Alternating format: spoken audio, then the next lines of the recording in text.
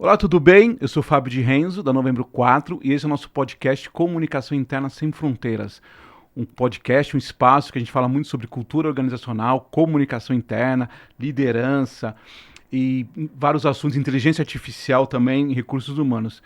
Sempre trazendo convidados, sempre trazendo oportunidades, como eu sempre digo, muito mais do que trazer verdades, é trazer reflexões, trazer provocações, um laboratório sempre de ideias. E hoje eu vou conversar com o Elton, mas antes disso eu queria deixar alguns recados para você. Se você acompanha nosso trabalho nesse projeto já há um pouco mais de um ano, que você possa dar um like, fazer seus comentários, compartilhar com seus colegas, mandar para os seus colegas do trabalho, da faculdade, né? Sempre importante para a gente, inclusive com sugestões de novas palestras, novos convidados, novos temas, tá bom? E também quero destacar nosso parceiro que é a Progic. A Progic é um parceiro que está desde o início desse projeto, nos apoiando, né, nessa iniciativa. A Progic é uma empresa que ajuda as outras empresas na comunicação interna, através de aplicativos de celulares e também da televisão corporativa, né, os murais eletrônicos. Eles estão em mais de 350 empresas, né, no Brasil, inclusive no mundo também. Atendemos como a Michelin, Balduco, Renault. Então tem um vídeo aqui que eu queria te contar um pouquinho mais sobre a Progic, por favor. Com a plataforma multicanal de comunicação da Progic, você alcança 100% dos colaboradores de forma moderna e unificada. Com poucos cliques você cria, agenda e segmenta os seus comunicados para TV, aplicativo, e-mail e pop-up desktop. Conecte suas pessoas, conteúdos e tecnologia em uma experiência digital única. Conheça o novo mundo da comunicação corporativa com a Progic. Obrigado novamente, Progic, obrigado pela oportunidade. Hoje eu queria apresentar o meu amigo, um novo colega, que a gente conheceu há pouco tempo, né? O Elton. Muito obrigado, Elton, pela oportunidade, pela sua gentileza, pela atenção. A gente se conheceu há um tempo atrás num evento de comunicação, né? E eu confesso que eu fiquei bastante feliz em conhecer você pela conversa que nós tivemos. Depois a gente vai falar muito sobre isso, inclusive da contação de histórias. Tem um livro também que você lançou. Obrigado aí pela sua história. E seja bem-vindo, viu? Obrigado, Fábio. Uma honra estar aqui com você. Tenho certeza que vai ser uma conversa muito bacana aí. Eu sempre digo o seguinte, né? No comunicador a gente precisa desvendar o óbvio, mas sem voltar naquela tradicional, qual que é o seu currículo, a sua formação, faculdade, né? Depois a gente vai falar um pouco sobre isso, do seu trabalho na empresa. Eu queria te perguntar o seguinte: você tem o Bernardo e o Pedro, né? São os seus dois filhos, né? Um tem 9, outro tem 5? Exatamente. Isso. Ainda talvez na fase ainda de perguntar muita coisa pro pai, né? O que é isso, né, pai, né? Se você chegasse em casa hoje, o que eles perguntam? Papai, o que você fez no dia? O que você entrega para a sociedade? O que o seu trabalho ajuda as pessoas? Eu não sei se eles já fizeram essa pergunta, alguma coisa parecida nesse sentido, mas assim, se você pudesse dizer pro Pedro hoje, pro Bernardo, o que o papai faz ao final do dia, pensando profissionalmente, até obviamente para ganhar dinheiro, para ajudar as pessoas, mas o que você faz? Qual é o seu propósito hoje de vida, Elton? Eu acho que hoje, Fábio, está até menos difícil de explicar. Se você me perguntasse isso uns anos atrás, quando eu trabalhava mais diretamente com relações públicas, enfim, é sempre uma dificuldade de explicar exatamente o que a gente faz. A gente faz gestão de reputação, esse tipo de coisa. Então, nós, né, profissionais de comunicação, dependendo da área, a gente sempre tem dificuldade de conseguir tangibilizar exatamente o que a gente faz. Hoje eu trabalho numa empresa de saneamento básico, né, a BRK, já estou lá há 12 anos, então eu acho que uma forma sintética de dizer o que eu faço é nós na BRK, nós levamos saneamento, água de qualidade, tratamento de esgoto para as pessoas. Se ainda não ficar claro, eu acho que o saneamento básico ele tem essa capacidade de levar dignidade, de entregar o mínimo necessário para que as pessoas consigam ter uma vida digna, né? Então eu acho que eu diria que eu estou ajudando a levar um serviço essencial para a população brasileira, que boa parte da população ainda, infelizmente, não conta com esse serviço. Interessante, né? Porque tem duas falas suas que, inclusive, me chamaram a atenção no dia do evento, né? Primeiro que, para você contar isso, né? Você acaba contando uma história, né? Eu me lembro até que você contasse aqui pra gente, que um caso que me chamou bastante atenção, eu não vou lembrar exatamente qual que é a cidade que você comenta, que um dos lugares a pessoa estava tomando banho de água potável pela primeira vez na vida com uma certa idade, não é isso? Exatamente. Eu acho que eu sempre que estou num fórum como esse, eu gosto de lembrar que é uma informação que nem todo mundo tem, né? Que metade do país, metade do Brasil não tem serviço de tratamento de esgoto. Parece um escândalo, um absurdo, mas Até, é isso. até recentemente o presidente Lula até fez um comentário sobre isso, né? Exatamente. Não lembro em termos de números, mas é um número absurdo, Isso, né? são, assim, 100 milhões de brasileiros. É uma coisa... 100 milhões de brasileiros. É uma coisa absurda. E no país, né, como o Brasil, que tem uma oferta de água potável, né, de água doce enorme, talvez a maior reserva de água doce do mundo, a gente ainda tem 35 milhões de pessoas, pelo menos, que não têm acesso regular à água potável. Então, você imagina num país como esse, o tanto de histórias envolvidas, né, tanto com a ausência de saneamento, né, os impactos disso, como quando o saneamento básico chega. Então, a gente, há uns anos atrás, a empresa que eu trabalho chegou em Alagoas, e você tem uma série de histórias relacionadas a esse momento. Você tem a pessoa que, ao longo da vida, nunca tomou banho de chuveiro, então não tinha acesso a esse serviço, e você tem histórias maravilhosas do tipo da pessoa que conviveu ali com esgoto a céu aberto e que cresceu vendo o rio sendo poluído e agora vai trabalhar numa empresa que vai ajudar a transformar essa realidade. Então, são histórias gratificantes que ilustram isso, né? Eu poderia simplesmente dizer que 50% da população não tem acesso a esgoto. Isso. Ok, isso é um dado chocante, isso chama atenção, mas é muito diferente do que eu contar que uma determinada criança de uma escola deixou de ter aulas hoje porque ela contraiu uma doença relacionada à falta de saneamento. Então, eu acho que os números eles são importantes, as estatísticas elas são eloquentes, elas falam por si, mas humanizar esses dados é fundamental e é fundamental para a comunicação em qualquer setor de atuação. Não, excelente abertura sua, porque eu sempre comento com o pessoal, a gente tem vários temas para falar, mas a gente dá uma linha, né, pelo menos uma linha editorial, para poder a gente caminhar. Claro que outras questões podem aparecer. E quando você trouxe isso, a primeira ideia que veio na nossa conversa é isso, é contação de histórias. Né? Como você acabou de falar, os números, obviamente, que ajudam. Uma coisa é falar de uma pessoa, outra coisa é falar de 100 milhões de pessoas. Então, quando você tem esse número, ele te quantifica e tal. Agora, tem que tomar cuidado para também que esse número não fique uma coisa muito banalizada, Abstrata, né? Muito abstrata, né? E aí, fazendo até um pequeno paralelo, outro dia eu estava vendo uma história que a gente perdeu, inclusive, essa sensibilidade com isso. Né? Perdemos. Você, depois a gente fala um pouco do seu livro, né? O cara fala, na Grécia, o cara contava, para falar da morte de alguém, ele contava toda a questão da família, né? Tudo o envolvimento. Hoje você fala assim, teve um assassinato, morreram 10 pessoas. Quer dizer, mas eram 10 vidas, 10 histórias, 10 pais, 10 mães, enfim. Então, olha como a gente, inclusive, vai simplificando muito a vida, né? Então, contação de histórias, e acho que aí queria trazer um pouco para o nosso caminho também, que é a comunicação interna, né? Claro, você falou de reputação, comunicação externa, mas olhando para a comunicação interna, o quanto que isso é importante, né? E de novo, né, desvendar o óbvio. Por que é importante a gente contar histórias olhando para a comunicação interna, olhando para os colaboradores?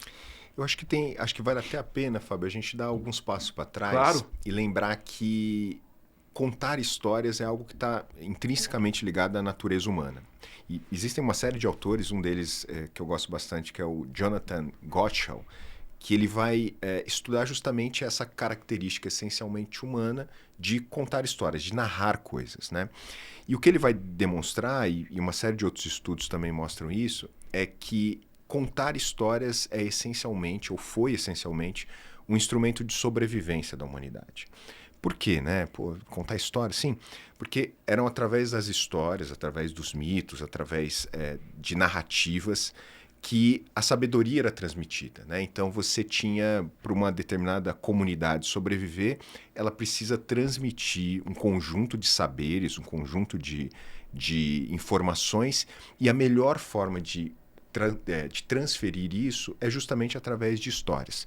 É muito diferente do que você falou, por exemplo, da objetividade, né? De morreu tal pessoa, X pessoas, não tem saneamento básico no Brasil.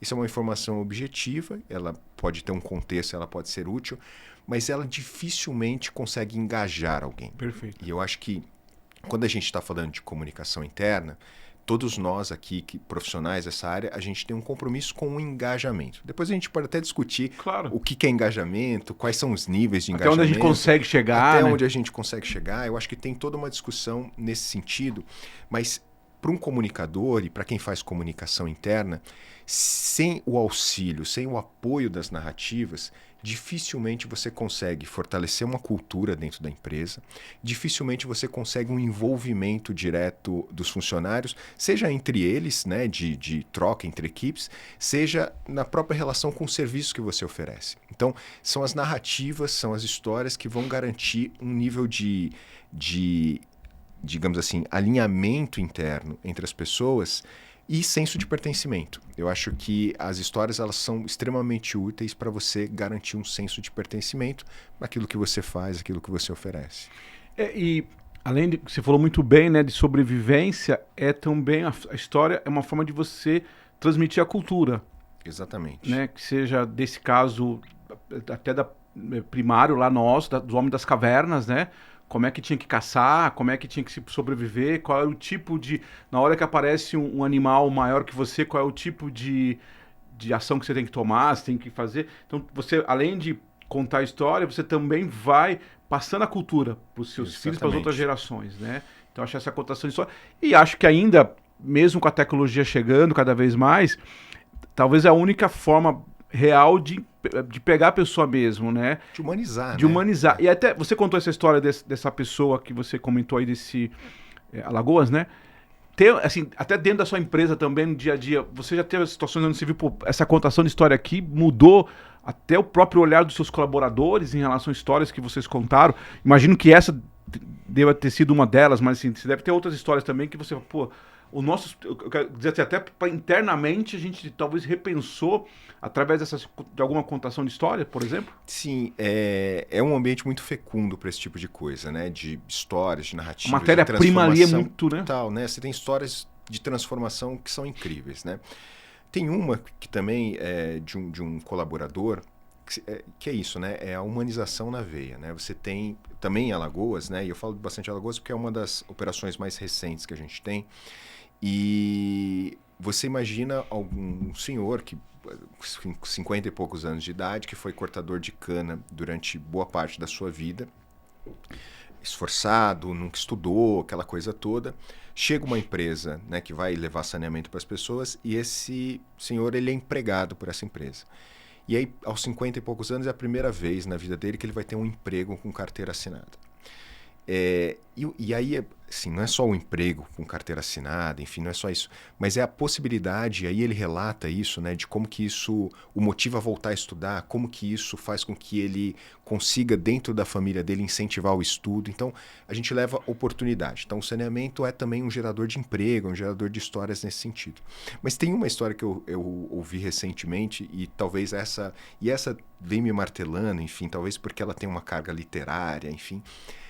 A gente estava num evento e aí um colega contou uma situação que ele vivenciou, que foi a de um pai que não tinha também acesso à água potável, não tinha, portanto, chuveiro em casa. Uma cidade no sul do Brasil. E todos os dias ele levava a filha dele para tomar banho de rio, que era assim que a higiene era feita, tomava banho no rio. E o que para eles é algo absolutamente normal, para uma criança gera perguntas, né? Sim. A criança tem esse universo, essa capacidade de perguntar, de formular as melhores perguntas possíveis.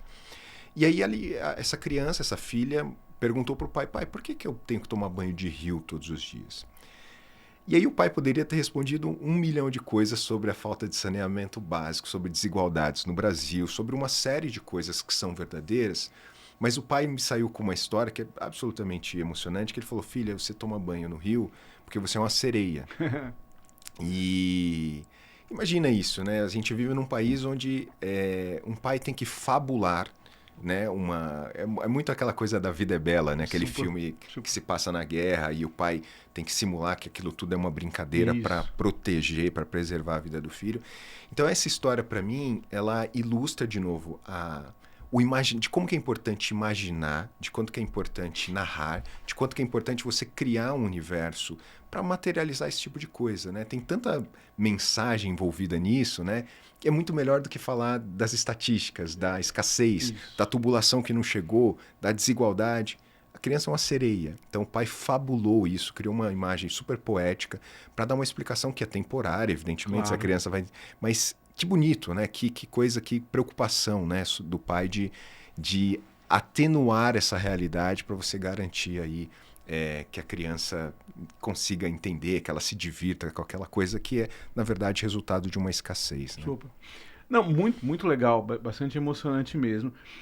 E aí, assim, talvez um ponto aqui que eu fico pensando, que talvez os nossos colegas de comunicação devem estar falando assim, mas o trabalho do Elton, né, a matéria-prima do Elton me possibilita ter histórias, ou pelo menos contar. Aqui a minha atividade, na empresa que eu trabalho, que eu forneço comunicação, não tem essa matéria-prima. Que eu não concordo, mas enfim, a gente vai falar um pouco sobre isso, que eu quero até te ouvir. Eu acho que a partir do momento que você tem esse olhar de você trabalhar com contação de história, você pode olhar para qualquer questão. Claro que algumas um pouco mais empáticas, mais emocionais como essa, e algumas um pouco mais, talvez mais pragmáticas. E aí quero até te ouvir. Por exemplo, a gente faz alguns trabalhos com algumas empresas que não é contar o benefício que você tem, não é contar que a empresa oferece o plano médico só. Exato. Eu vou dar um exemplo que eu fiz um tempo atrás, que eu quero te ajudar aqui para ver se você concorda, a empresa fornecia auxílio creche. E normalmente como é que você faz a comunicação disso? Tem auxílio creche. Meio marketing, aquela coisa. Meio marketing, eventualmente o horário que você tem que escrever, se de repente vai ter algum valor que vai ser descontado. Aquela coisa extremamente fria. E o cara, inclusive, o colaborador nem enxerga isso como um benefício às vezes, né? É verdade.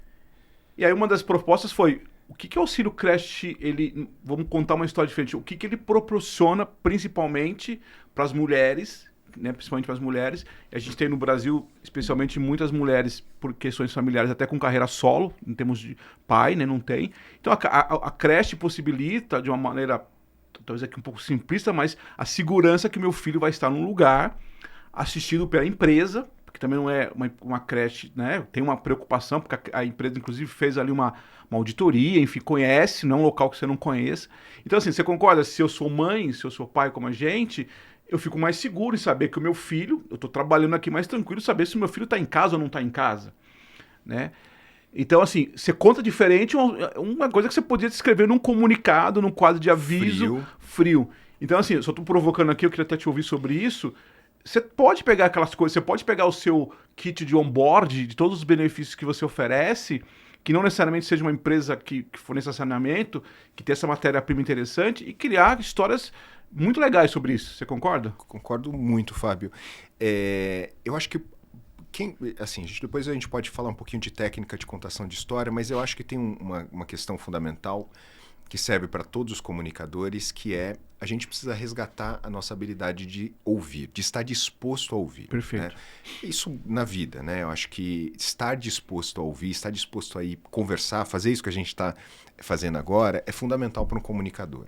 Você deu esse exemplo do auxílio creche, enfim, e é isso, tem todo um contexto, mas só percebe esse contexto quem está disposto a ouvir uma mãe, quem está disposto a entender a realidade que a gente vive no Brasil, quem está disposto a estudar um pouquinho e entender como que a mensagem pode chegar. Tempos atrás a gente tinha, na empresa que eu trabalho, a gente foi lançar a telemedicina, que era um benefício importante também. Depois da pandemia isso ficou bastante comum, mas a telemedicina ela pode ter esse viés de é uma medicina de segunda categoria. Eu gosto mesmo de ir lá no consultório, conversar com o médico, então não me sinto à vontade. Bom, e aí é o que você falou, a gente pode lançar a telemedicina simplesmente mandando um comunicado falando, agora você pode recorrer a Você liga no telefone X, marca horário e tal. Protocolar, objetivo, informou. E aí a gente pode discutir se isso é comunicar ou não. Pô, vamos entender a telemedicina? Vamos testar? Vamos fazer uma consulta? Enfim, então acho que tem uma série de exercícios possíveis e aí a gente foi atrás de histórias. Bom, quem já usou? Gostou? Funcionou? Demorou? O que não foi bom, O que, né? que não foi bom e tal. E a gente chegou lá em um determinado momento que era uma época que estava tendo muito surto de dengue. E aí um relato de um colaborador, e de novo, sempre relatos verdadeiros e espontâneos, colaborador falando que foi num hospital, que estava se sentindo mal e tal, foi no hospital e teve um diagnóstico de virose. Voltou para casa, tal, foi no hospital, pegou fila, esperou senha, aquela coisa toda. Virose. Aí voltou, não melhorava, não melhorou um pouquinho, piorou de novo, voltou para o hospital, virose, tomou outro remédio. E aí ele lembrou que a gente tinha comunicado sobre a telemedicina, falou, bom, deixa eu fazer uma consulta aqui. Bom, fez lá aquela coisa toda, a médica teve uma atenção um pouco maior, conseguiu fazer um encaminhamento, a médica da telemedicina diagnosticou que ele estava com dengue, né? Enfim, ela conseguiu ali fazer isso. Foi em 2 médicos, não tinha conseguido, na telemedicina ele conseguiu. Então, assim, essa história por si, ela que não tem nada de extraordinário, uma história muito simples, protocolar, foi no médico e tal, demonstrou que era um benefício que funcionava. E é muito melhor eu colocar isso na boca desse funcionário que foi, Perfeito. Que testou, do que propriamente eu fazer de novo, reforçando a comunicação. Então, coloca na boca do outro. O outro vai contar a história dele. Você não está inventando uma história. Então, eu acho que essa disposição de ouvir é um primeiro passo fundamental para quem quer contar a história. A sensibilidade, Fábio, que é algo que a gente vem perdendo, né? Essa sensibilidade de entender o que é, onde encontrar beleza, a riqueza, encontrar coisas nessas narrativas é fundamental. E aí é isso, a inteligência artificial, a rede social, a gente está perdendo um pouco essa capacidade de ouvir. Então, todo mundo tem história para contar, todos nós. A gente conta história o tempo todo. Inclusive quando a gente está conversando, quando a gente está fofocando, quando a gente está na rodinha dos amigos, a gente está o tempo todo contando histórias. Então, não tem escassez de história. O que tem, talvez, é uma escassez de paciência e disposição para ouvir e depois reproduzir isso da melhor forma possível. Eu queria depois até te perguntar, perfeito. Até talvez essa técnica talvez de contar histórias também que ajuda. Mas eu só queria fazer um parênteses aqui, que essa ideia dessa ação da creche, na verdade, ela começa num outro cliente. Olha que interessante, você falou agora, que me deu aqui um lembrete.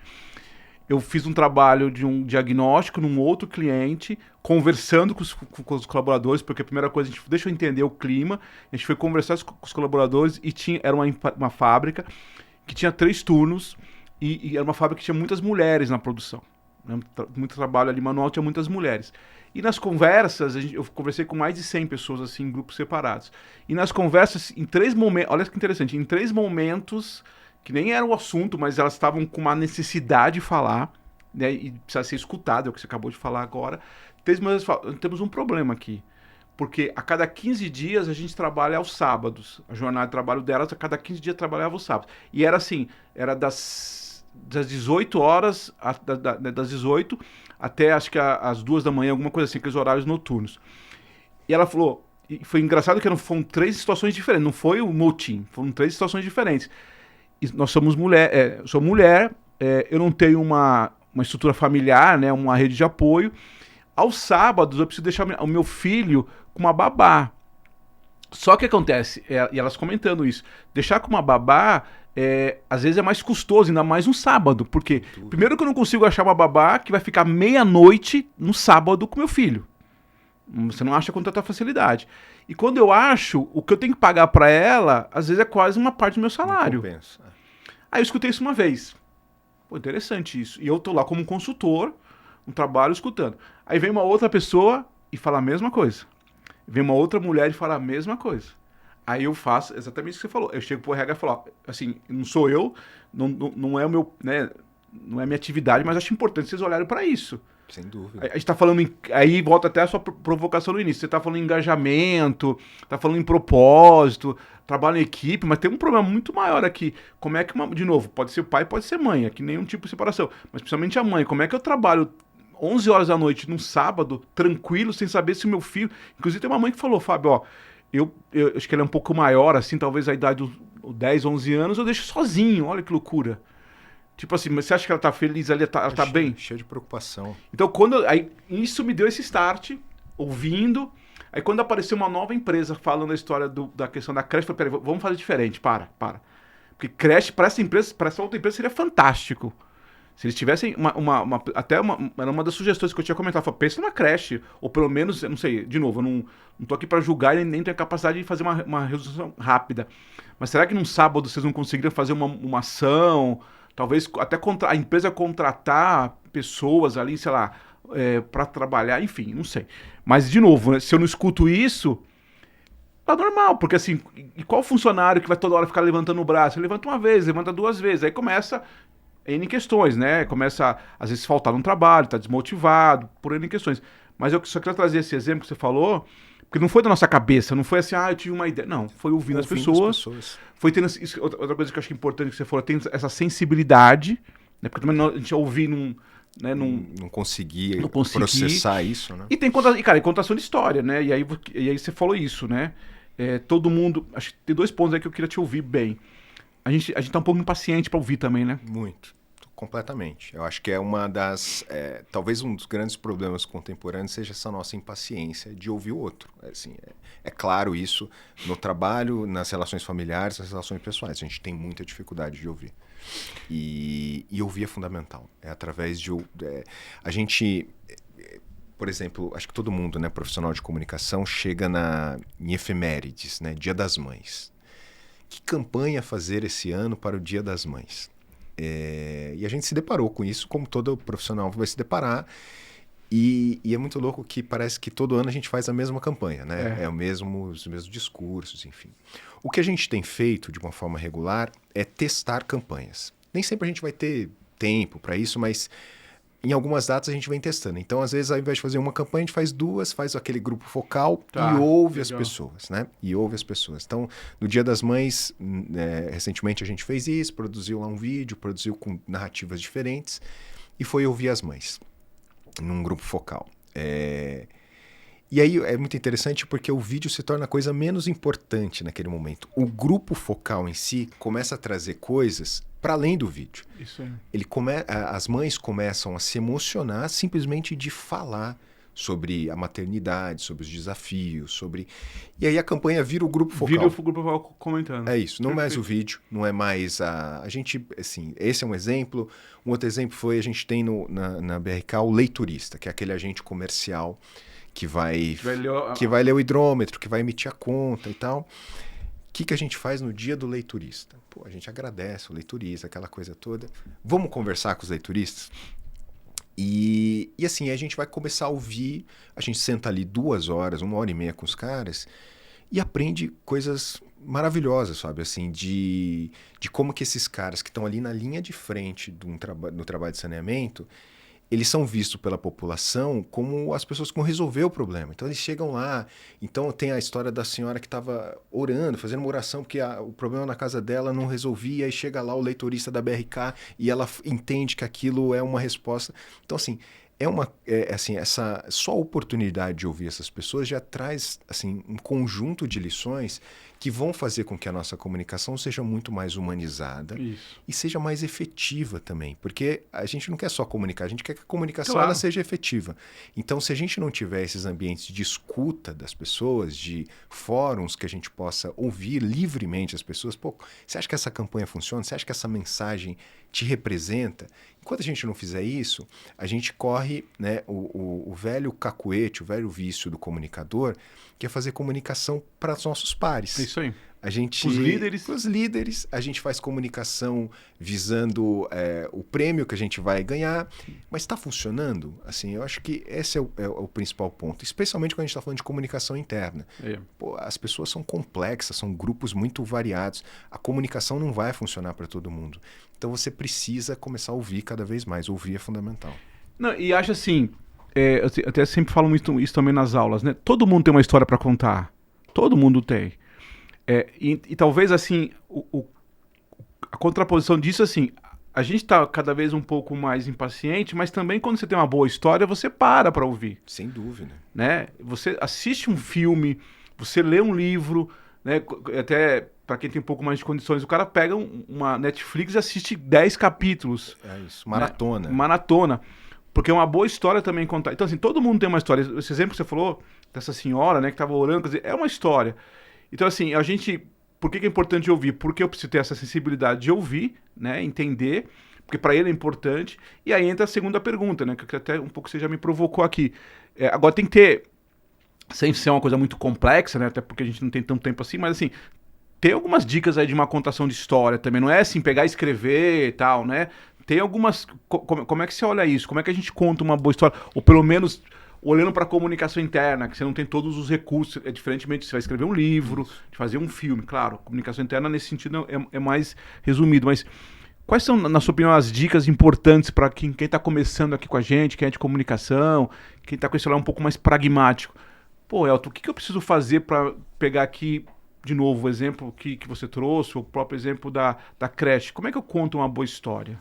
Eu acho que é isso. Quando a gente fala de... Virou um clichê da área de comunicação também essa coisa de contar histórias é mais efetivo, contar histórias é mais efetivo. E como todo clichê, ele guarda uma verdade, é verdade isso, e ele traz alguns riscos ou alguns equívocos.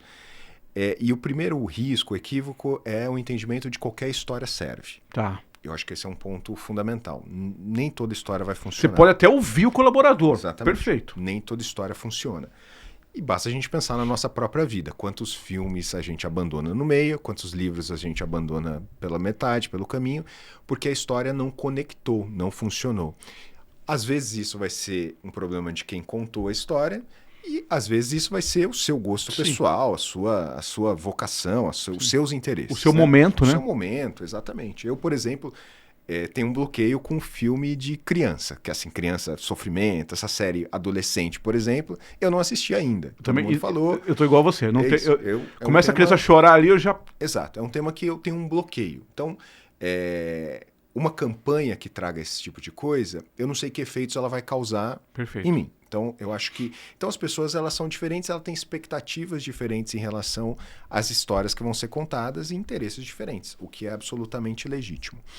Eu acho que um risco, assim... Então, existem uma série de fórmulas, storytelling, jornada do herói, existem uma série de técnicas que você pode aplicar, mas eu acho que a primeira pergunta que você deve fazer é que tipo de história te prende? Que tipo de história te faz continuar, ver o filme, elogiar, indicar, enfim. Então, acho que a primeira é um autodiagnóstico do que funciona e do que não funciona. Para você, comunicador. Para você, comunicador. Então, acho que esse é um primeiro ponto. É o personagem que não fluiu, é o enredo, é a maneira de contar. Então, acho que tudo isso são perguntas que a gente deveria fazer. E a boa história, a história bem contada, ela está diretamente relacionada ao público que você quer atingir. Claro. Eu acho que esse é fundamental. Então, assim, para algumas pessoas... vamos pegar um tema aqui, Fábio, que eu acho que é interessante, que está fresco também na minha cabeça, que é segurança no trabalho. Perfeito. A gente fez recentemente, todo mundo aqui, todos os profissionais de comunicação, em algum momento vão ter que fazer ações, iniciativas sobre segurança no trabalho. Esse é um assunto super complicado, super complexo, e existem N linguagens possíveis para você falar, para você fazer isso. Então, o que funciona? Funciona o medo, é você estabelecer uma narrativa que o funcionário fique com medo de correr um determinado risco. É a narrativa da sensibilização, é você falar, olha, volte seguro para casa porque o seu filho está esperando. Isso. É uma história, você está contando uma história. É a narrativa do escracho, no sentido de você mostrar a pessoa ferida e as limitações que ela teve depois de um acidente. Então, veja que tem um cardápio de desculpa até te cortar, tem até uma narrativa que às vezes isso é a empresa que só quer ganhar dinheiro. É isso. Né? Tipo assim, eu tô sendo mais um escravo aqui. Exatamente. Dizer, não que você tenha que contar essa história, mas pode levar ele para esse olhar. Esse entendimento, exatamente. Então, existe um cardápio de possibilidades narrativas e o que vai funcionar? Bom, acho que a resposta fundamental é nenhuma dessas narrativas vai funcionar para todo mundo. Sim. Ponto. Assim, nenhuma dessas narrativas funcionava para todo mundo. Então, a sua comunicação ela precisa ter um nível de repertório de histórias onde ela possa trabalhar essas múltiplas narrativas para efetivamente conseguir atingir o maior número de pessoas. Então, a história bem contada, a técnica de narrativa que funciona, é aquela que vai ser capaz de prender a atenção do seu colaborador. Tá? E prender a atenção não é exatamente simples. Então, eu acho que, se eu fosse sintetizar, eu acho que o autodiagnóstico é importante, que tipo de histórias te prende, que tipo de histórias te afastam, e aí você começa a projetar no outro. Que tipo de histórias aquela pessoa pode gostar, qual que é a linguagem importante, qual que é o tipo de histórias que não vai funcionar com aquele público. Então, eu acho que não tem uma receita de bolo, mas tudo se encaminha para sensibilidade, a sua capacidade de ter sensibilidade de perceber esse tipo de coisa. E aí, perfeito. E aí com o elemento que você disse agora há pouco, que é a escuta, porque eu só consigo entender um pouco do outro se eu escuto, se eu faço algum tipo de trabalho, e aí também tem muito a ver com a cultura daquela empresa, né? Sem dúvida. Eu acho que o único cuidado aqui que eu falo, Elton, também, que eu acho que o comunicador, e aí eu faço uma crítica pra gente, é não olhar, até outro dia eu fiz um texto isso no LinkedIn, porque a gente às vezes olha de uma maneira tudo muito padronizada, esse tipo de coisa. Então, é mais fácil criar uns estereótipos, a fábrica é assim. É isso, tira da gaveta a campanha. Não, porque o pessoal de fábrica pensa assim, mas o pessoal de fábrica quantas histórias tem ali, quantas vidas tem ali. Claro que, como você disse, eu não vou conseguir, se eu tenho uma empresa que tem 500 funcionários, eu vou ter 500 histórias diferentes. Ok, mas eu posso fazer alguns exercícios, alguns laboratórios, ter um olhar para tentar encontrar o máximo que tiver. Claro, como você comentou da questão do bloqueio, eu também tenho alguns bloqueios que algumas histórias não vão funcionar comigo. Mas se eu não fizer um pequeno exercício, um grande exercício de escutar as pessoas, de ter esses fóruns de discussões, uma das coisas que a gente fala muito em comunicação hoje, que até mudou o termo, que são os influenciadores internos, né? Influenciadores internos. Que a gente chamava antes dos agentes de comunicação, enfim, são essas pessoas que nos ajudam a trazer essas matérias-primas, né? Ó, talvez essa cultura nossa está mais conectada à superação. Talvez Exato. Trabalho uma linguagem possível. Onde você tem lá, até pela característica, mais ligada à superação. Tem o pessoal que está mais ligado às relações humanas, tem um pessoal que está ligado mais a essa coisa do estudo, enfim. Se eu não entender isso, é mais difícil, né? Sem dúvida. E eu acho que você tocou num ponto fundamental, Fábio, que é o seguinte: a gente não pode também subestimar as pessoas. Isso. Especialmente quem trabalha com núcleos diferentes, né? Então tem o escritório corporativo e tem unidades operacionais, onde geralmente tem um pessoal mais operacional. E você cria um estereótipo daquela pessoa que ela não vai entender isso. Ela não vai entender aquilo. Ela tem que ser super, super mastigado, porque a pessoa... Na parte que você está chamando a pessoa de burra. Perfeito. Né? Usando outras palavras. Perfeito. E isso é absolutamente pretensioso e arrogante. Né? As pessoas, elas são complexas, elas são inteligentes. Vai ter gente mais inteligente, menos inteligente, como a gente tem em qualquer lugar. Perfeito. Né? Então, eu acho que a gente só não foge desse risco de subestimar as pessoas conversando com elas e ouvindo. Né? Ainda sobre o exemplo de segurança, e ontem mesmo a gente estava trabalhando num vídeo Maio Amarelo, um mês de conscientização de cuidados no trânsito. Né? Como que você... qual que é a mensagem que você passa? Né? O que pode cativar as pessoas? E aí você pode fazer um vídeo colocando coloca o cinto, dirija com atenção, tem uma série de mensagens possíveis, e a gente foi e focou no celular, né? Essa coisa de dirigir e olhar o celular. Então a gente estava fazendo um vídeo, está produzindo, aquela coisa a mensagem chega no celular e qual que é a decisão que você toma? Você está dirigindo e todo mundo convive com isso o tempo todo. E aí a gente ficou se perguntando qual que é o final desse vídeo. Ou seja, a pessoa olhou ou não olhou no celular? Qual que é a melhor maneira de fechar esse vídeo? Então tem lá, imagina a cena do cara dirigindo, o celular tocando, a mensagem na tela, tentador, você vai atender, pode ser uma mensagem urgente, pode ser a sua filha, tal, etc. Qual que é a melhor mensagem? É ele atender no celular e você sugere que a partir dali aconteceu um acidente? Ou o melhor é você fechar o vídeo falando que esse colaborador resistiu bravamente, não atendeu o celular, dirigiu com segurança? Eu não tenho essa resposta. Os dois caminhos são possíveis, a gente vai decidir, eu não sei.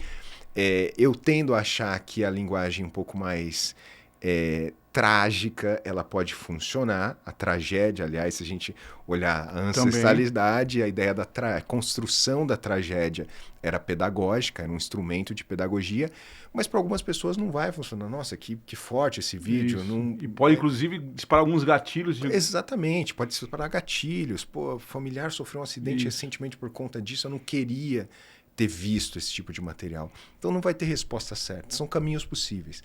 É a sensibilidade, Fábio. Se eu souber, se eu ouvir que tem alguém que isso vai despertar um gatilho ruim, eu não vou fazer essa campanha. Ou pelo menos vou segmentar meu mailing, vou construir mais de uma versão, vou ter um cuidado de fazer com que a melhor mensagem chegue para essa pessoa. Então, no final do dia, é escuta, é a sua capacidade de escutar o outro. Você sabe que me veio aqui uma outra coisa também, que para a comunicação interna é mais difícil.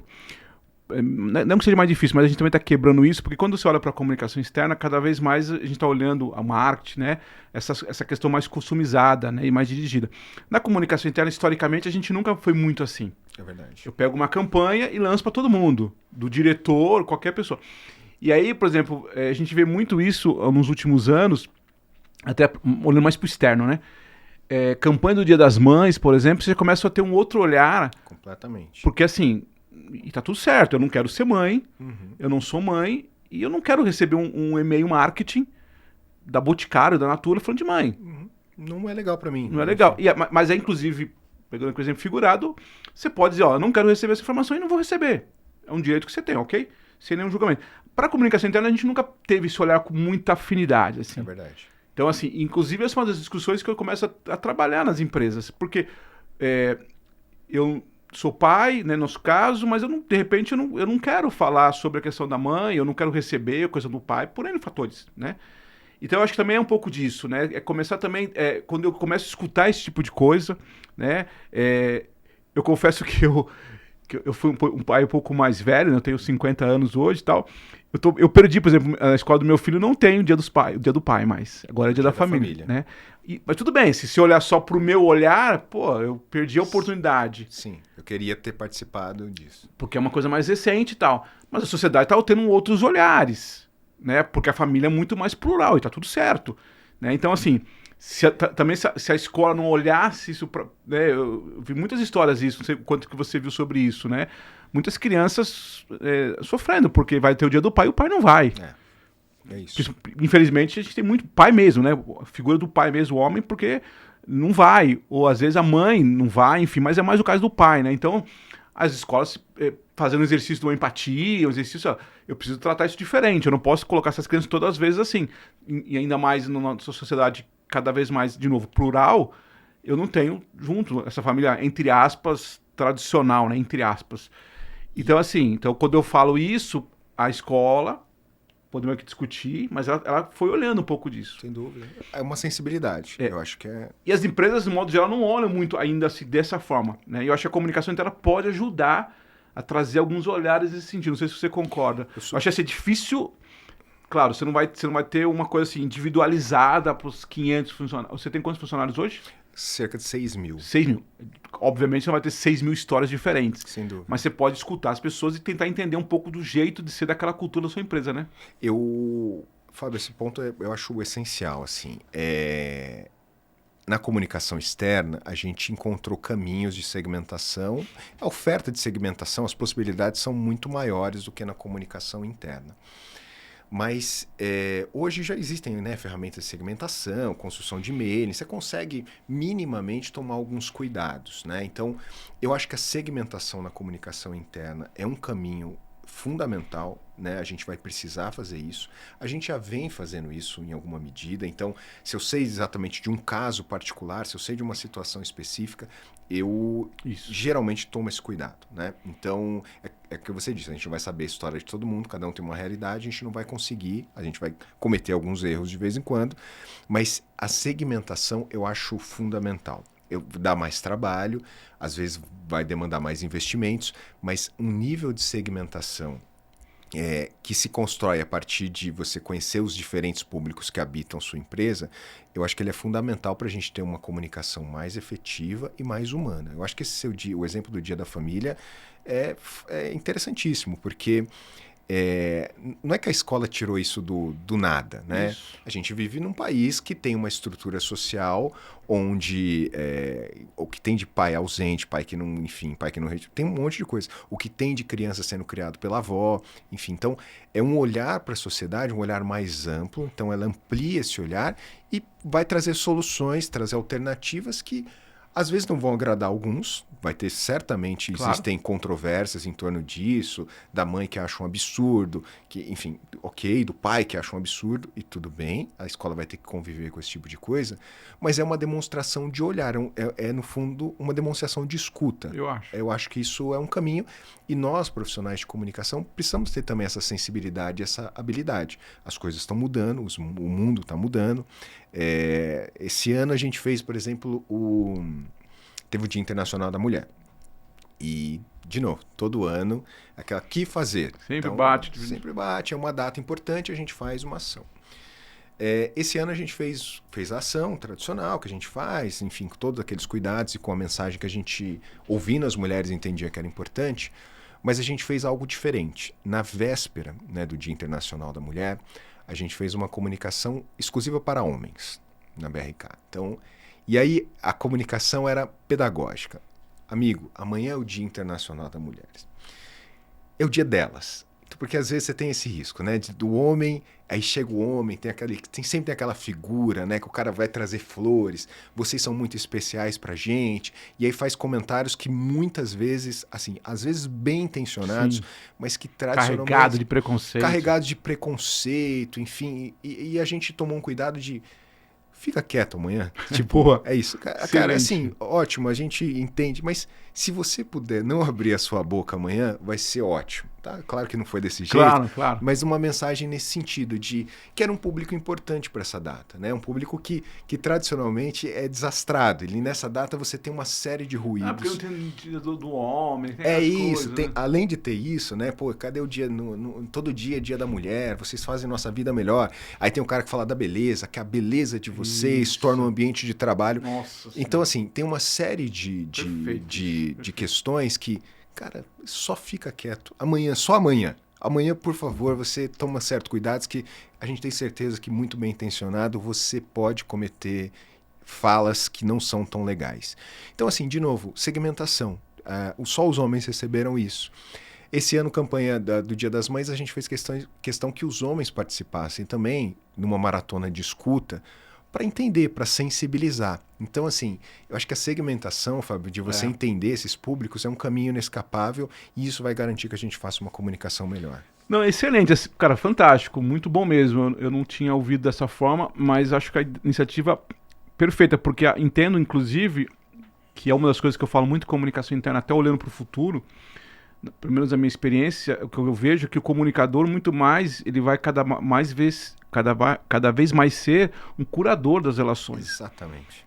Porque a questão da arte, do texto tal, isso já está ficando meio commodity. Nem é o caso a gente falar muito aqui, mas a inteligência artificial, tudo isso está vindo. E qual vai ser a diferença, pelo menos é o que eu acredito nas aulas que eu dou, nas palestras, a diferença vai ser essa capacidade, esse exemplo muito legal que você traz, de um curador, de entender isso, de entender que uma característica de um evento que podia ser uma coisa até muito simples, o quanto isso pode impactar. E tem uma pesquisa que eu vi outro dia, que eu achei bem interessante, que fala assim, qualquer notícia que você tiver, por exemplo, qualquer situação que você tem, se você lança pelas redes sociais, eu não vou lembrar os números exatos agora, né? Mas a pessoa precisa ver 10 vezes para confirmar se aquela notícia é verdadeira, porque a rede social não é um ambiente seguro de credibilidade. Confiável. O governo também não é tanto assim. A imprensa, a mídia tradicional, também você precisa ver 4 ou 5 vezes. Você sabe qual que é o ambiente mais seguro ou menos duvidoso? As empresas. Que coisa, interessante. Então, se você... Olha que dado importante que serve, inclusive, para a gente de comunicação interna. Se você lança uma campanha, um assunto, qualquer situação, o seu colaborador, em linhas gerais, ele vai ver 1 ou 2 vezes no máximo. Ele não vai duvidar disso. Interessantíssimo isso. Isso mostra que a gente tem uma responsabilidade muito grande, inclusive em situações como essa, que já está até fugindo um pouco, como o Dia dos Pais, Dia das Mães que está trazendo. Quer dizer, se eles estão trazendo esse olhar, a gente está, de uma certa forma, também meio que na nossa pequenez enquanto empresa, educando aquele grupo, né? Aquela fotografia, aquele pedaço, aquele recorte da sociedade. Então, eu achei isso muito interessante. Então, lança uma notícia na rede social, você vai ver 10 vezes, você vai procurar, vai ver, será que isso é verdade? O governo, 8 vezes. Para as mídias tradicionais, 6 vezes, igrejas tal, 5 vezes, sei lá. Quando a empresa lança alguma coisa, uma ação, ela confia naquilo. Isso, né? Só aumenta a responsabilidade, né, Fábio? Só aumenta a responsabilidade. De como que é importante, e eu não conhecia esse dado, e faz todo sentido, né? A empresa, eu acho que ela tem uma responsabilidade social e de formação das pessoas que é inquestionável, né? Então, E eu acho que o comunicador, de uma forma geral, o profissional de comunicação, pelo menos os bons profissionais de comunicação, eles têm esse faro muito apurado de identificar problemas, né? Identificar riscos, né? Isso é fundamental dentro de uma empresa, né? De, cara, não faça isso porque isso vai gerar esse ruído. Então, a curadoria de conteúdos e a capacidade de diagnóstico, né? De você, cara, isso aqui não é... Eu acho que são elementos fundamentais. Você falou de inteligência artificial, isso não é exatamente o tema, mas eu acho que tem tudo a ver com a nossa conversa, que é o seguinte, né? Tá todo mundo muito preocupado, a gente não sabe onde isso vai dar e tal, mas existem 2 coisas em inteligência artificial que são insubstituíveis, né? Dois trabalhos, digamos assim, que continua e isso não vai mudar. A primeira é o pedido para a inteligência artificial. É como que você pede, o que você pede, né? Esse é o primeiro, é o tal do prompt, né? Isso. O que você vai fazer e tal, faça isso, faça aquilo. Esse é insubstituível, alguém tem que pedir. Mas existe um outro que também é insubstituível, que é quando ele te entrega... O que você faz com aquilo? O que você faz com aquilo e a capacidade de responder, isso está bom? isso vai funcionar. Então, essa capacidade o comunicador tem. Isso. Ele tem essa habilidade de dar o diagnóstico. Isso vai funcionar, pode ir assim, ou não, precisa voltar, precisa fazer de novo. Então, eu gosto dessa ideia do comunicador como um curador, como essa palavra que você usou, que eu acho fundamental, que eu acho que é um pouco isso que a gente faz mesmo. Um curador de conteúdos, um curador de saberes também que existem dentro da empresa e de histórias que podem ser contadas. Por que eu acho isso importante, né? Eu gosto muito dessa sua reflexão, porque entendo, de novo, né? Até para a nossa evolução do nosso trabalho, sim, como comunicador, eu atendo, converso com muita gente, inclusive está começando a carreira. É claro que às vezes você começa a carreira na comunicação interna escrevendo textos, né? Sua formação é? Sou jornalista. Escrevendo textos, eu sou vi da publicidade, às vezes fazendo uma arte. Natural, né? Você começa ali. Sim. Mas naturalmente o seu desenvolvimento, e até acho, pela minha história também, que a sustentabilidade da nossa atividade não vai ser mais essas ferramentas. As ferramentas, inclusive, estão sendo cada vez mais trocadas com mais rapidez. O que vai dar sustentabilidade é essa curadoria. É alguém que olha muito para fora, como esse exemplo que a gente falou aqui, de uma crise que pode gerar numa questão de uma ação simples, como o Dia das Mães, que você acabou de fazer agora, quando você avisa o pai, ó, fica quietinho hoje, não o homem, no caso, né? O homem e a mulher. Essa sensibilidade de olhar o que o mundo quais são as linhas que o mundo está indo, as tendências, às vezes até dizer, ó, isso aqui acho que não é legal a gente falar sobre esse assunto agora. Exato. Claro que a gente sabe que empresas às vezes têm um certo cuidado com estereótipos, também a gente não vai ser tão agressivo como é no público externo, né? A gente ainda tem que tomar alguns cuidados naturais de cultura, enfim, mas eu gosto muito do que você falou. Na minha opinião, a curadoria não é só olhar para dentro, é olhar para fora. O que o ambiente, o que o mercado, o que as empresas, o que a sociedade está falando sobre essa questão, como a gente colocou aqui agora há pouco, do Dia da Família, por exemplo, e como é que eu posso transportar para a minha empresa, talvez só tomando alguns cuidados. Eu não posso tomar Eu lembro que teve uma empresa que alguns anos atrás a gente fez os 2 eventos no mesmo ano, para não tomar uma decisão tão abrupta assim. Então, ó, fizemos o Dia da Mãe, o Dia do Pai, mas teve o Dia da Família. Perfeito. Mas a partir do ano que vem, a gente já está começando a olhar. Acho que foi 2 anos assim. E no 3º ano tirou o Dia do Pai e da Mãe, só foi o Dia da Família. Porque você tem exatamente o que você falou. Claro. Eu tenho que respeitar o pai, de novo, o Fábio ali. Ó, Fábio, esse modelo está diminuindo. Mãe, esse modelo está diminuindo. Mas a gente vai respeitar. Você trouxe um exemplo muito interessante. Avós, tem muitas avós, pela madrinha, enfim. Então é isso, acho que o curador também é esse cara que precisa olhar os movimentos que a sociedade está trazendo e que de maneira ele também consegue, olhando a cultura daquela empresa, não de uma maneira abrupta, mas como é que eu consigo mesclar, você concorda? Concordo, e eu sou jornalista e tenho uma formação em antropologia que também foi muito importante, porque a antropologia ela tem um olhar diferente do jornalismo, por exemplo, né? No jornalismo, a gente sempre busca o extraordinário. Isso. Aquela coisa de... A novidade. É a novidade. O avião caiu. Então, aí a notícia.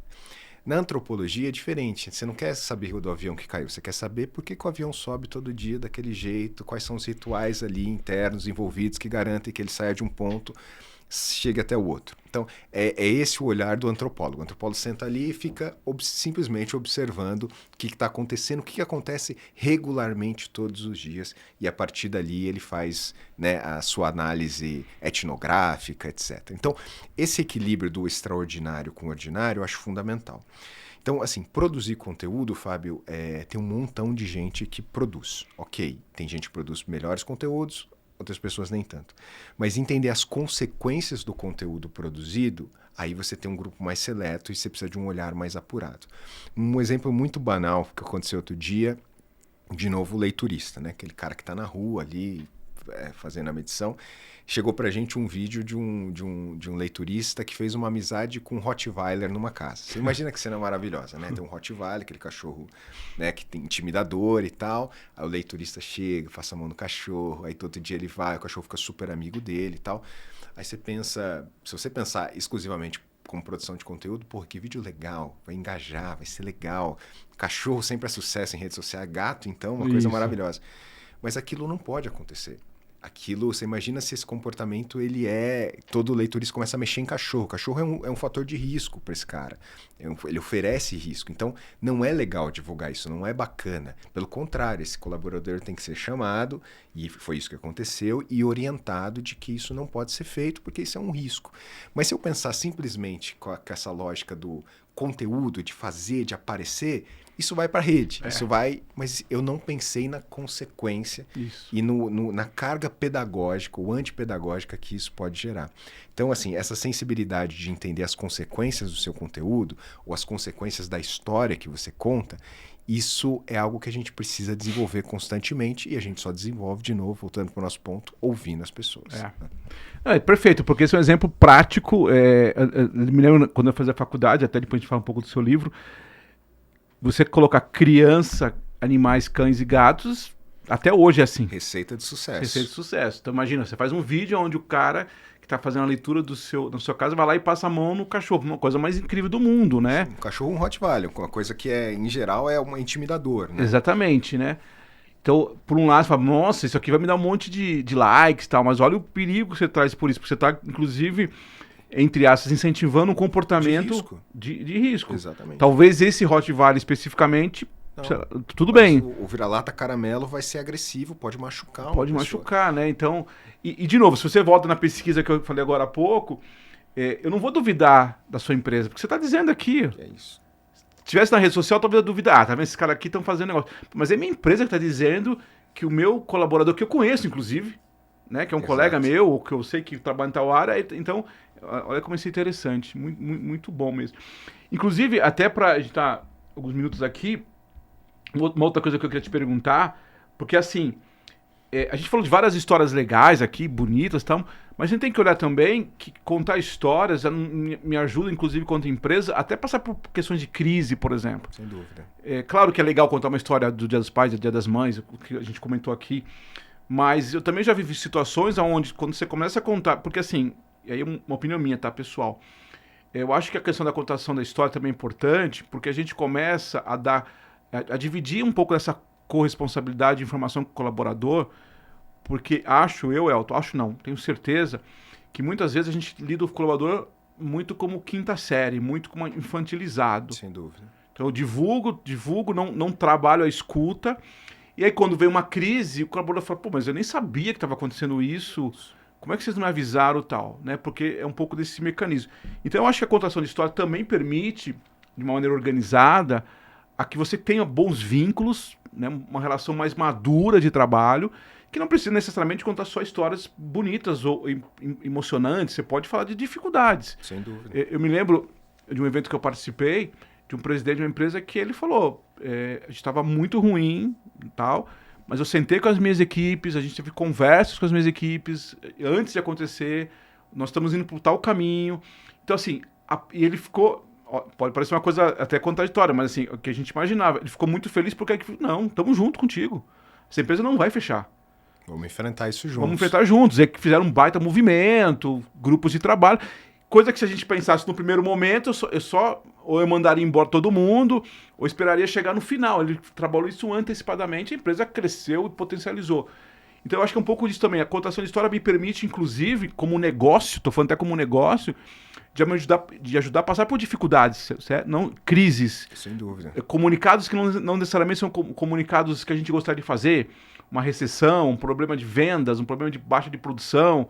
Você concorda? Eu concordo, e porque quando a gente pensa em contação de histórias, a gente em geral tá relacionado com essa coisa positiva e no sentido de você conseguir manipular emoções, né? De você conseguir ali um engajamento por meio de emoções. Mas a contação de história, ela pode ser também um instrumento de transparência. Eu concordo com você, né? De você, através de uma narrativa, né? Você externalizar o que realmente está acontecendo, qual que é a situação, o que estamos enfrentando. Porque, de novo, se você jogar números frios, você conseguir, assim, isso pode dizer alguma coisa para algumas pessoas, mas em geral as pessoas não vão se conectar com isso. Tá querendo me enganar. Eu acho que esse número não é exatamente assim. Não. Mostra uma história, conta uma história, estrutura uma narrativa, que eu tenho certeza que a transparência, usando esse recurso, vai ser muito mais bem percebida do que se você simplesmente projetar o Excel ali, mostrando esse tipo de coisa. Concordo com você? Claro que tem situações, mas, por exemplo, você pode fazer uma ação dessa pela necessidade, por exemplo, de férias coletivas, Sem dúvida. uma necessidade de uma baixa produção. Claro que às vezes tem uma questão de gestão, pode acontecer, mas é questão do mercado. Sem dúvida, que não está no seu controle, né? Não está no seu controle.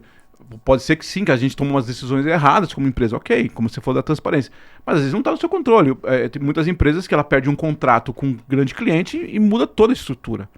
Então, acho que, agora o que não dá para fazer é você simplesmente achar que o meu colaborador, que é aquela visão que eu acho que é muito, às vezes, infantilizada, não vai entender isso. Ou que você não deve satisfações para o seu colaborador, né? Também tem um pouco isso, né? Muito. Não devo satisfações, isso aqui é um negócio, isso aqui é do board, isso aqui é um assunto. Perfeito.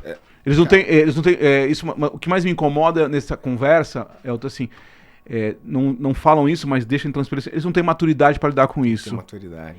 Né? Você julga que o outro não é maduro o suficiente como você. Não vou dizer isso para ele, porque daqui a pouco o cara vai me... Tudo bem, como na vida sempre tem gente que vai usar isso numa informação.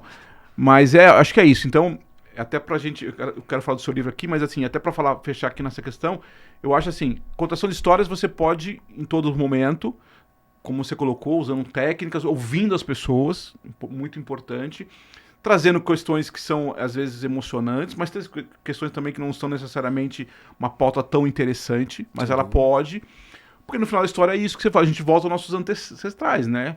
Eu me conecto com histórias, inclusive quando o cara contava a história, como é que você foge, como é que se defende do leão, é isso, né? Não é só coisas boas. Exato. E quando a gente que é pai, Fábio, contar a história pro filho, contar a historinha pro filho dormir, é uma atividade... Por que a gente faz isso, né? É lógico que a gente está querendo ensinar alguma coisa, mas é um instrumento de conexão. Super, assim, é um instrumento de conexão. É você convidar o outro a imaginar um mundo diferente. Isso é intimidade, isso aí é uma coisa... um vínculo incrível. Então... eu acho que a gente precisa contar mais histórias, eu acho que a gente precisa resgatar isso. As redes sociais, tá todo mundo apressado, a gente gosta de história curtinha e tal, mas eu acho que a gente precisa voltar a criar conexões através de histórias, né? E você sabe que eu tenho um desafio muito grande. Meu filho João tem 6 anos. Desde pequeno, quando ele ia dormir, eu contava historinha pra ele. Ele tá ficando um pouco maior.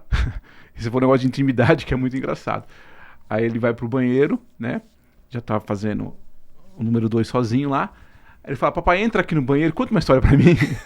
Ele quer que eu... Olha o nível de intimidade, né? Viciado em história. Ele quer que eu entre no banheiro, né? Fico ali em pé, conta uma historinha, papai, enquanto ele tá... Então é bem isso, porque às vezes ele tá... eu acho legal, assim, graças a Deus, assim, ele gosta, às vezes ele tá lendo gibi, ele já tá lendo e tal. Então ele, às vezes pega um gibi, né, ele gosta, ainda também gosta dessa coisa meio de tentar incentivar ele muito ao impresso, essa coisa toda. Mas eu acho engraçado, você falou agora, me veio isso na cabeça, né? Que é a questão do vínculo. Papai, conta uma historinha.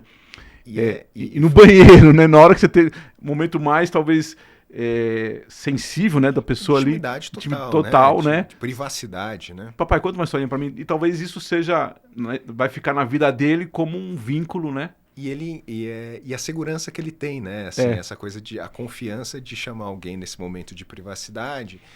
E a história virou um símbolo de conexão e confiança, né? Então, acho que é um pouco isso.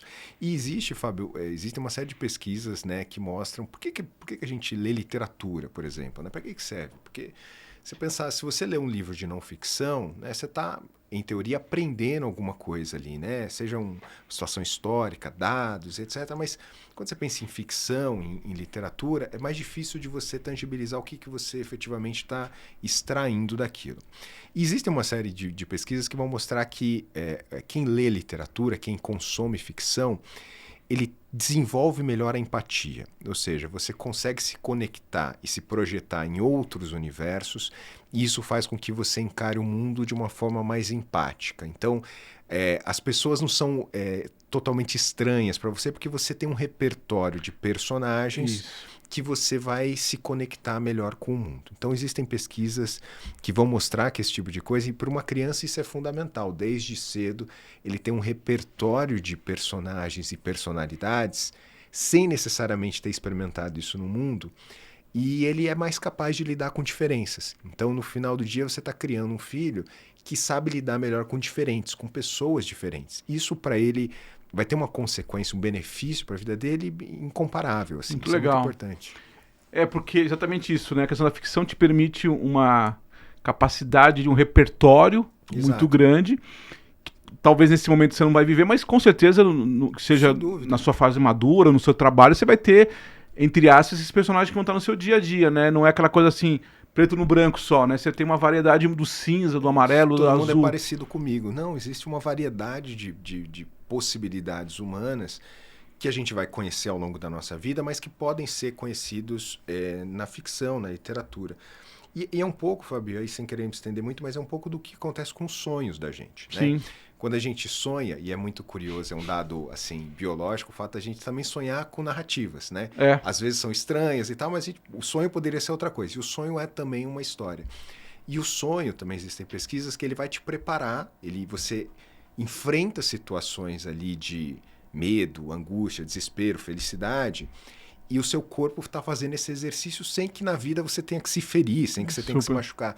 Então você vai construindo esse repertório emocional, seja através da literatura, através dos sonhos. Então, no final do dia, a gente está nos tornando pessoas mais empáticas, pessoas que conseguem enxergar diferenças de uma forma mais consistente. Eu não vou lembrar agora exatamente, mas eu vi um capítulo do podcast que falava um pouco exatamente sobre essa questão dos sonhos. São experimentos que você tem, ou pelo menos que você projeta.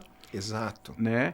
Sem viver ele necessariamente. Inclusive de coisas até... Uma pessoa contou que ele estava feliz, né? Uma situação feliz, um prazer pelo sonho, quer dizer...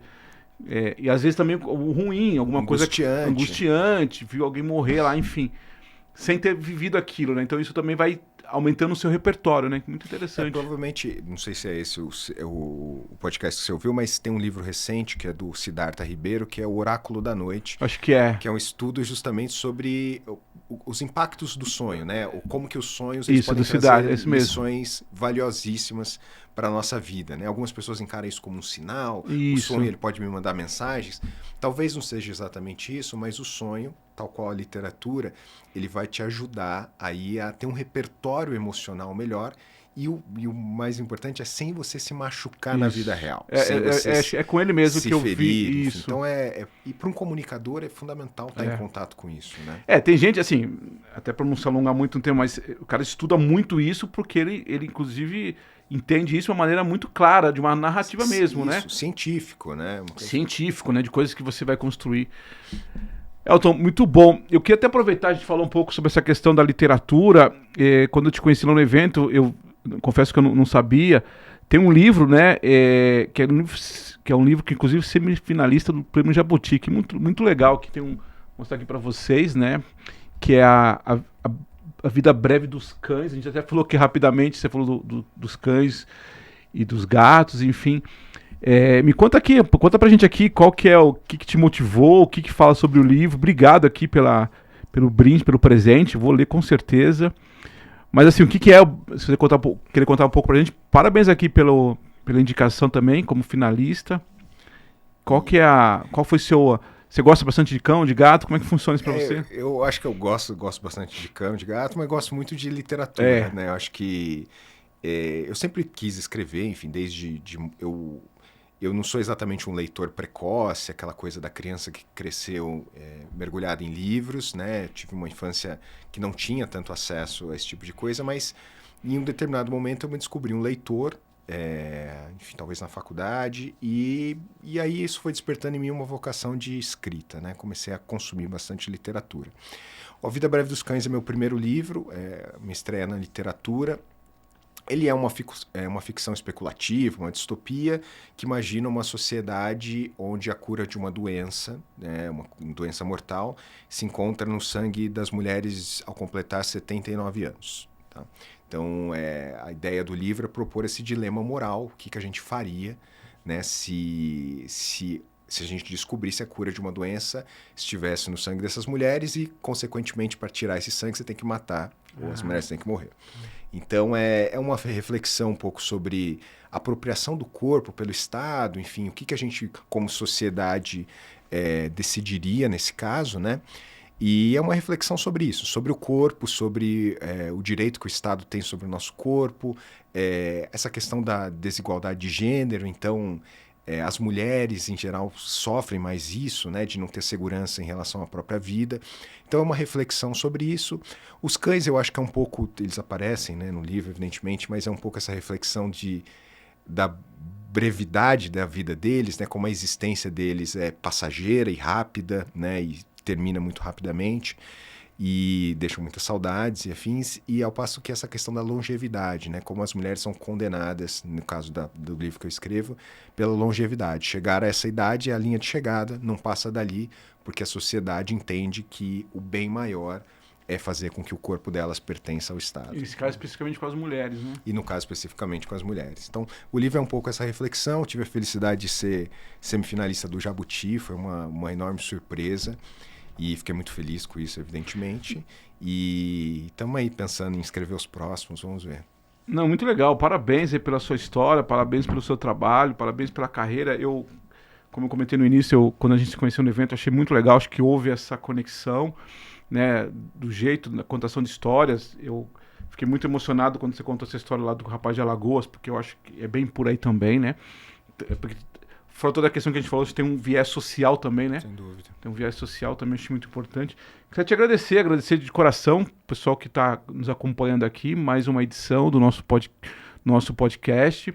Obrigado pelo seu dia, pela sua atenção, pela oportunidade. Obrigado pelo livro também. Depois eu vou até te mandar também, depois eu falo contigo, né? Que eu escrevi um livro que fala sobre reflexões, provocações e dicas sobre a tua comunicação interna. Aqui é uma coisa um pouco mais prática, né? Não é ficção, são artigos onde eu provoco. Essa é uma coisa também que eu acho importante, que é provocar um pouco do comunicador também, que é um pouco disso que a gente está falando, né? Mas eu preciso sair do operacional.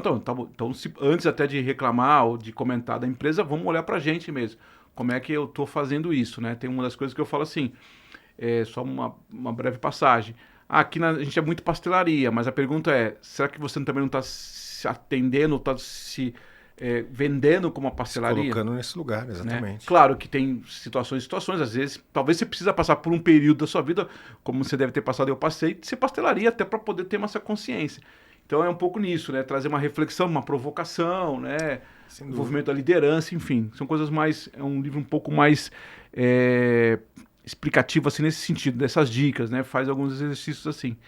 Muito obrigado, Elton. Muito obrigado pela oportunidade. Obrigado, pessoal, por mais acompanhar nosso projeto aqui. Obrigado, Progic, né? Mais uma vez também apoiando o nosso projeto. Boa semana a todos, né? E até o próximo podcast Comunicação Interna Sem Fronteiras. Um abraço a todos.